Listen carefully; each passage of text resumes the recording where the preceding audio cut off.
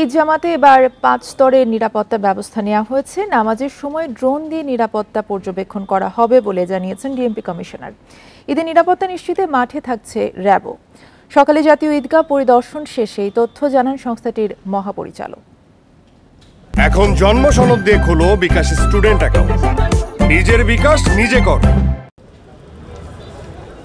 জাতীয় ঈদগায় ঈদুল আজহার প্রধান জামাত সোমবার সকাল 7:30টায়। এতে নামাজ আদায় করবেন রাষ্ট্রপতি সহ গুরুত্বপূর্ণ ব্যক্তিরা। ঈদের আগে রোববার সার্বিক নিরাপত্তা ব্যবস্থা পরিদর্শন করেন ডিএমপি কমিশনার ও র্যাব মহাপরিচালক।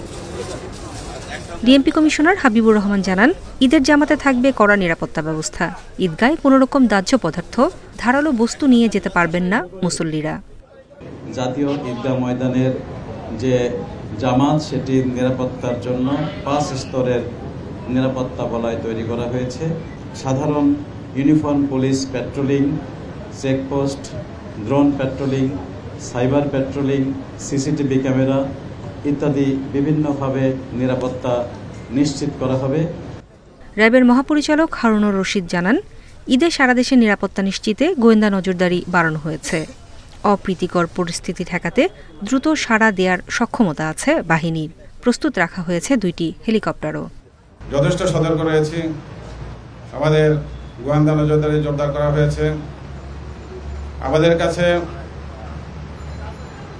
এখনো পর্যন্ত এই ঈদকে কেন্দ্র করে সুনির্দিষ্ট কোনো আপনার হামলা অথবা কোনো রকমের কোনো নাশকতার কোনো সুনির্দিষ্ট কোনো তথ্য আমাদের কাছে নেই।